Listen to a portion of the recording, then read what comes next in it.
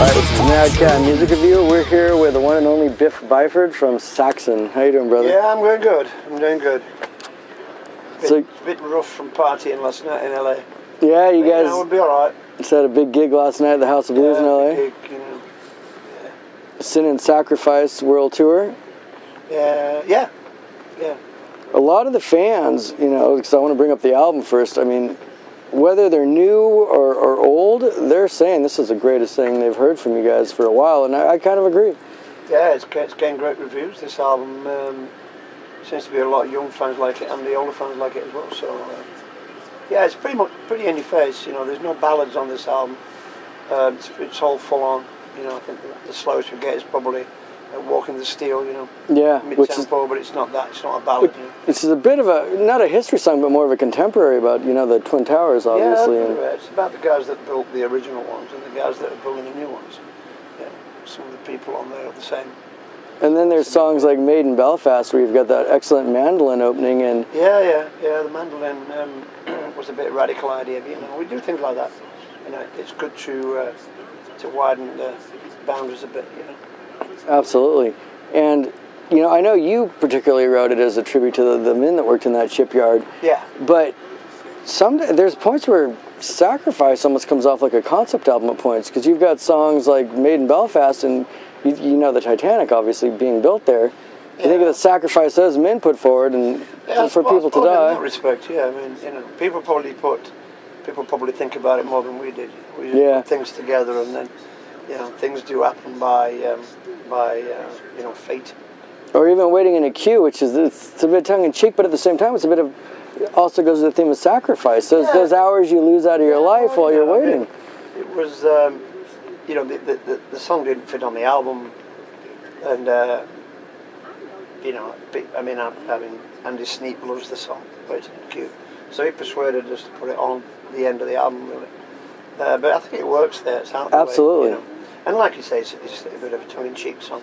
It's about waiting in a queue, but so many people love that song. And they can, because the hours you sacrifice waiting in lines, whether you're at the DMV or checking in from an airport. You only have to fly into Kennedy at the same time as two 747s from Beijing. Right. And then you're standing in the queue, man. Yeah, that's exactly right. That's exactly right. You did a lot, I know, of the bass work on this album, as far as composing. The writing of the writing, album, exactly. Yeah, the writing. Nibs wasn't. He was there a couple of times, but he wasn't there for a lot of it. Yeah, his wife was having a spell. So I did quite a bit of the bass playing on the writing. Yeah. It's cool. I like it. It's good fun. And you guys, I mean, essentially since 2011, I mean, you could backtrack it even further. You guys you've been on the road like pretty much non-stop for the past 3 years. We're hammering it really hard. You know, we feel that. You know, we don't have a lot of time left, so we may as well hit it while we can, really, you know. Well, how after, I mean, you're coming up on 40 years, you know, in a little bit, you know, going back to 76, or even your first album, 79, self-titled. Yeah. How do you keep your voice the way it is? Is there a certain regimen? Is it just naturally in you? Like, it goes round, you know, that sometimes it's great, you know, other times it's difficult to sing sometimes. I mean, tonight, I don't know what it's going to be like on the day. As soon as I open my mouth, it's like, you know, it either works or it doesn't. That's the system. But I think generally my voice is in good condition at the moment. So we just keep our fingers crossed, eh? Yeah. And I mean, the honors that have been, I mean, Saxon, I mean, when you think of metal, you guys, and did you realize at the time when you were coming out and coming up with bands like Motorhead, and they, I know, preceded you a bit, but bands like Diamond Head and Maiden, did you realize this new wave of British heavy metal was going to be such a lasting impact on people? No, not really. I mean, I suppose we realised after Wheels of Steel, Strong Arm the Boy, it had gone around the world in such a big movement. You know, and I suppose, you know, bands like, you know, us and Maiden, Diamond Head, Praying Mantis, you know, Tigers of Pang Tang. Yeah, Pang Tang. Although they were a little bit more sort of poppy. Yeah. But yeah, you know, I mean, they could have been big. They imploded a bit, you know, unfortunately at the wrong time. But yeah, you know, I think though that I think particularly us and Maiden and maybe Leopard were lucky enough to have the songs, the great songs. You know. to carry the band through. One of the great things that, and it's become an anthem. It's almost like when you write a song so impactful that has such an impact on people, it becomes a people song. So it should be Denim and Leather. And I think for kids growing up now, it's a great story of how it used to be. Back when you used to go to record stores, back when you used to have to actually wait in line to buy tickets somewhere, there was no internet. There was, and you chat with your buddy. It's a bit of a story of the old days, but that's how it was meant to be. I wrote it about our fans then, but it still remains the same now, really, to newer fans. Those days were it's a brotherhood, isn't it? It is, because you'd meet those guys standing in line, and you wouldn't have known them 2 minutes ago, but now you're next to them in line waiting to get those tickets, and you're trading war stories about the shows you've been to. And the ice of snow, definitely. Yeah, exactly. Reading the papers, and it's most excellent. You've signed a lot of things in your day, but I've heard this story that you signed a baby once. Is it? Did you really sign a baby? Well, some woman brought a baby, and he said, "Will you sign my baby?" And we said, "Only if you don't have it tattooed on the baby." Right. So yeah, we did sign a baby. So there very well could be a baby out there, or it's probably a little bit grown now. Scarred for life, probably. He's got a Saxon tattoo on, right? And I've always wanted to ask you this. Going back to 1986, you guys are in the studio in the Netherlands, recording your album, and right next door is Elton John, who's doing his Leather Jacket album. Yeah. It was in Holland, in Visseloord, just outside Amsterdam. The Rock the Nations album that you guys were recording. Yeah. And this was at the height of Elton John's just most coked out, just craziest moments. It was in his period when he was out there. So when he was flying out every day in a helicopter going somewhere. He was going to a wedding. I think it was Prince Andrew's wedding or something. And the producer we had knew him and said, "Will you play on this song? It's a ballad, I was always wondering how. Well, he played on "Party Till You Puke" and "Northern Lady" both. Lady we want him to play on. Oh, that was specifically wanting. Okay. But, we jammed out on "Party Till You Puke." Yeah. And that's just one take. That he just did it. That was in one take. Yeah, one take. Yeah, it's great. Wow. He's a great pianist, Oh, absolutely. That was such a unique moment in time. Totally, yeah. When people are like, Elton John, it's like, you guys brilliant. I mean, even like at the height, yeah. Well, and even at the height of his most the biggest debauchery, the craziness, still could pull it off. Yeah. So in 2007, you wrote your autobiography, essentially. Yeah. And then Never Surrender. And 2009, which I know a lot of people in America think it came out just recently because it's been so hard to find, but the documentary. But I hear there's another one in the works because Heavy Metal Thunder was the most recent one. The Heavy Metal Thunder, the movie, is out now in America, as you say, and people can get it. But they're doing Saxon Chronicles Part 2. That's what we're filming at the moment. We filmed a couple of shows in England for it. I might film some more stuff, I don't know, but somebody just gave me some old VHS films from Thessaloniki in Greece and somewhere else. I can't remember where else. But I'm going to have a look at them when I get home. Maybe that'll go on there. We need some HS footage really. But it's more about the band from when that one finished, about the band now really. And I'm sure a lot of people that have interviewed you or bands even will ask you, what advice would you give to a band starting out? Well, it's kind of right here, isn't it? Stand up and fight. Yeah, stand up and fight. I mean, I wrote that for my son, actually. He's 15. And I had him in mind when I wrote that, because he's going to be a musician, So, unfortunately. He's going to he'll have a great life. And I wrote that based on, advice for him. But it's advice, a bit like Never Surrender, that type of... Well, it's got that... I do write those lyrics quite a lot. And not for a long time, but... This album, I went back to that sort of 80s style writing. It's almost as a denim and leather sort of thing. It's got that sacrifice that you have to make to really love what you do and do what you love. Yeah, you're definitely. But there's also hope. If you're going to be good at anything, whether it be music or sport or anything in the arts, you have to dedicate and sacrifice a lot of your time. But there's also the hope in it too, because as you're doing it, you're hearing the song, you're reading the lyrics, and you're like, well, I can do that. Bands on here today, they're all here playing, aren't they? 4 in the afternoon. There's not many people in there. Right. Just playing for the love of it. Really, that's what it's really all about. Absolutely.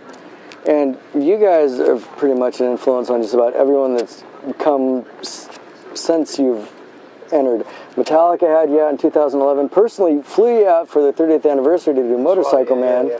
Bands like Machine Head and Trivium cite you as a major influence. Yeah, is that something that when you first started out, did you ever imagine that you would be at such a level of? No, I don't think you think that really. I think that comes with later, with more time. Mm-hmm. As bands like Trivium, Machine Head, and people come up to be big, and then they start quoting who their influences are. That's when it all comes around, I suppose. But we meet a lot of these bands on festivals. They're really cool. Right. Big mates with Machine Head. Is it tough when you play? I mean, you played Donington, you played Wacken like more times than I can count on two hands. Between festival circuits and then when you play, gigs in the LA area or in America that aren't necessarily festivals, is it tough with the set list as opposed to? Because this is an album. I was kind of bummed. I was hoping in its entirety. That's how good Sacrifice is. Like the whole album. I think if we do it a lot in America, we could do it. Mm-hmm. But I think people do want to hear the big songs, Sure, Princess of the Night. Yeah, I think you have to be fair on the touring. I mean, we were playing more songs in Europe off that album because people see us there more, But I don't think you can't play, Princess of the Night or, Denim and Leather or something like Dallas, that. Dallas 1 p.m. So yeah, I mean, we're playing 4 or 5 songs off the album, which is. I mean, a lot of people have got the album. I mean, a lot of people in the audience are like, you got the album, And it's already sold. I mean, you go to your merch booth; it's been sold out for quite a while now. Yeah. The vinyl and yeah. And even at the local record stores, at your local record store, as you were saying, this is one of the last copies they had. I mean, when this came out in March, it just flew off the shelves. Yeah, I know. They should make more.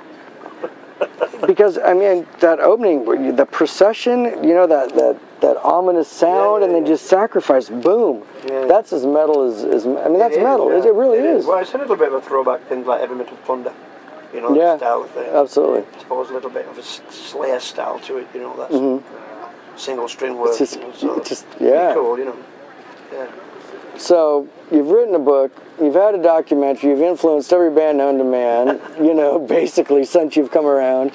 You did that legendary Bomber tour in '79 with Motorhead. Yeah, we're doing the Motorhead tour coming up soon. That'd be good. So, Bombers and Eagles, they call it. Ah, yeah. Very nice.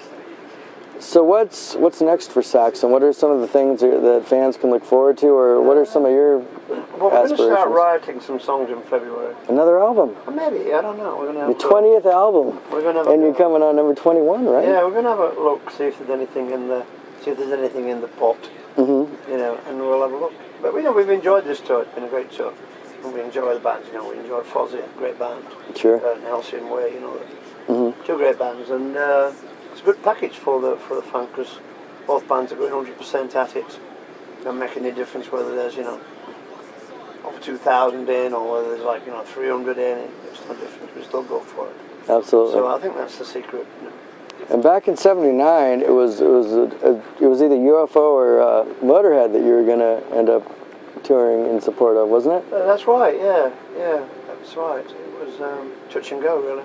I think some of the band wanted to tour with UFO because we were big fans. Of course, yeah. But we ended up with Motorhead, which was obviously the right decision. Yeah, it's more of your musical stylings, I think, at that time. Well, it's just that their audience took us to their hearts, really. So it was great. Absolutely. Is home base for you still in the UK these days? Yeah. Okay. Yeah, it's good. When you come to the States, is there anything that's special for you or that you look forward to or certain places you like to look forward to, the New York show is always great. Mm-hmm. And San Antonio, the biggest town in America. Sure, Texas. Los Angeles is always great. California's been really good to us over the years. We have a big history with this area, Whiskey A Go-Go, first gig, Long Beach with Maiden.